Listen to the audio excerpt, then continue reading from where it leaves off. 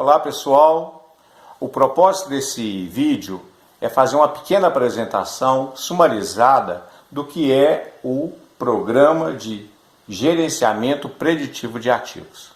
Esse é um produto, é um programa que nós já vemos executando há mais de uma década e muitos dos clientes, muitos de vocês que estão vendo esse vídeo já utilizam esse modelo. E a proposta aqui é apresentar para vocês 5 famílias de ativos: motores elétricos, instalações elétricas, conjuntos rotativos, revestimento estrutural refratário e distribuição de fluidos gasosos. Como nós podemos converter um contrato de manutenção, um serviço de manutenção preditiva, num contrato sob performance, de gerenciamento.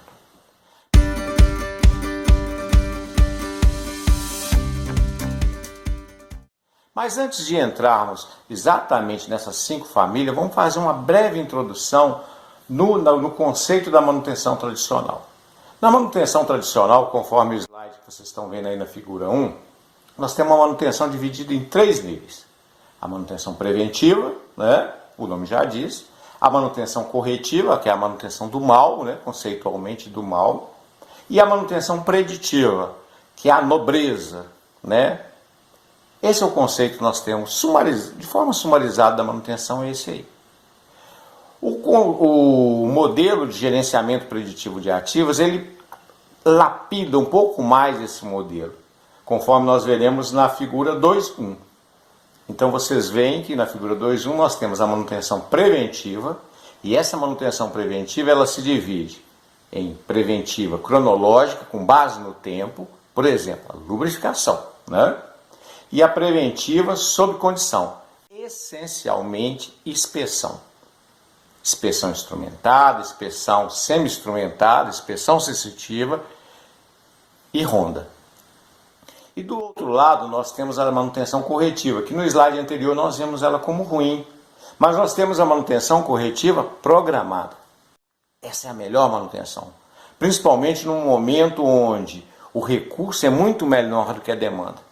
Então nós precisamos ter subsídio para tomar decisões salomônicas do que nós não vamos fazer de manutenção. E no extremo direito nós temos a manutenção corretiva não programada. Essa é a manutenção do mal, essa é a ruim, é a quebra, é a interrupção, é a imprevisibilidade. Tá certo?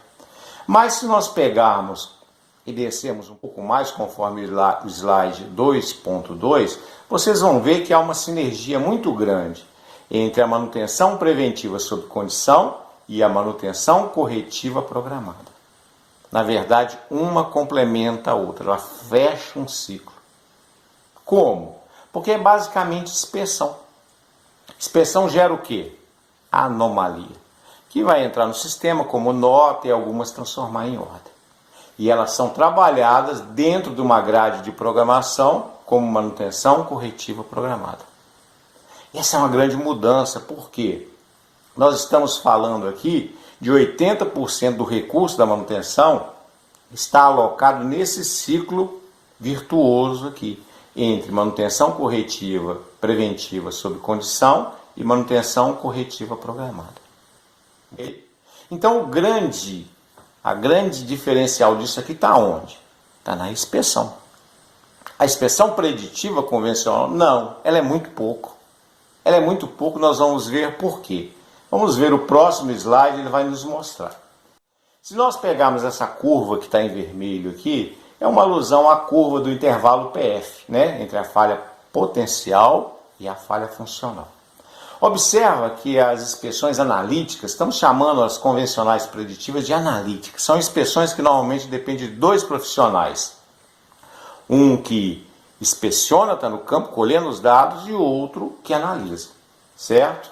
Então essas inspeções, elas representam uma parte do conceito da manutenção.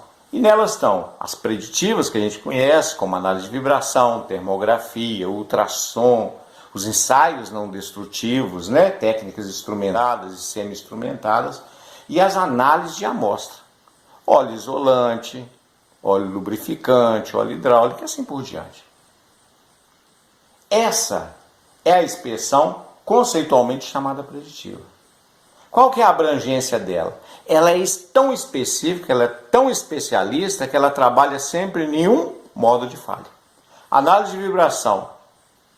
Trabalha sobre o modo de falha, vibração anormal. Termografia, temperatura normal. Ela é como se fosse uma ressonância magnética. Né? Uma ressonância magnética. Você não faz todo dia ressonância magnética, faz? Não. Mas você faz periodicamente o quê? Uma inspeção, uma consulta com um clínico geral, que é a nossa conhecida inspeção de rotina, onde ela pega as inspeções sensitivas, pontos de medição, né? Medição de temperatura, pressão, vazão, são dados quantitativos, a parte metrológica da calibração de malhas e instrumentos e os testes detectivos. Eu aperto esse botão, a válvula abre, eu puxo essa cordinha, a correia transportadora para. Esses são os testes detectivos para a detecção de falhas ocultas. Todo esse leque de inspeção está dentro das inspeções de rotina. Mas o que ela tem a ver com a inspeção analítica? Absolutamente tudo, pessoal. Absolutamente tudo. Porque elas se complementam. Observe no gráfico da figura 3.3. Integrado ao intervalo PF, nós temos duas pirâmides. Uma de cabeça para cima, outra de cabeça para baixo. Uma, ela faz referência à frequência relativa de uso. E a outra, previsibilidade de falha no equipamento. Então, observe, as inspeções analíticas, ela é de baixa frequência. Então, eu faço uma inspeção no conjunto rotativo de 4 em 4 semanas, 28 em 28 dias. Tá? E a previsibilidade dela, altíssima para aquele modo de falha. Certo? Que é a análise anormal. Mas observe se eu consigo integrar essa inspeção à inspeção de rotina, onde eu vou ver mais 24 modos de falha, numa mesma viagem. Por que isso é importante? 60% do tempo do seu inspetor, sendo ele primarizado ou terceirizado, são tempos complementares. É preparando ferramentas, se deslocando, fazendo a permissão de trabalho, abrindo o equipamento, para fazer a inspeção. Quando tudo está muito bem planejado, ele vai usar 40% do tempo dele para efetivamente inspecionar. Então, quanto mais conteúdo ele tiver nessa viagem, nessa rota, maior é a produtividade. E outra coisa, um laudo de uma coleta de vibração integrado com mais 23 modos de falha, que espetáculo, hein? Observa que nessa mesma frequência, as inspeções nessa mesma arranjo, a inspeção de rotina, ela acontece numa frequência mediana. 15 em 15 dias, 2 em 2 semanas, ou de 7 em 7 dias, mas elas estão num certo arranjo, no calendário, integradas às inspeções analíticas.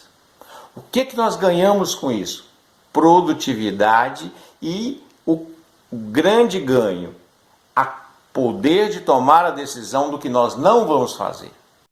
Quanto mais informação eu tenho que vem da inspeção, maior é o poder que o planejamento, a engenharia tem de postergar uma parada, de negociar melhor uma parada. E essas inspeções, ela tem um cunho de detectar as falhas na fase inicial. Então não é uma inspeção passadinha de olho, rapidinha, não, é uma inspeção de alto valor agregado. Isso faz com que, conforme a figura do item 4, do item 2.3, voltando novamente, a gente passa a ter o quê? Um círculo virtuoso entre a manutenção corretiva preventiva sob condição e a manutenção corretiva programada. Mas observe lá embaixo desse círculo que nós temos um reloginho. Esse reloginho chama perigômetro. Uma coisa é eu fazer um termograma, uma imagem térmica e dizer é um ponto severamente quente. Isso quer dizer alguma coisa? Não, porque ele não está relacionado a nada. Agora, o perigômetro, em cada relatório do projeto das inspeções do gerenciamento preditivo de ativos, ele traz a avaliação do nível de criticidade do problema. Ele, na verdade, ele materializa, ele dá vida matemática ao GUT, lá do MASP.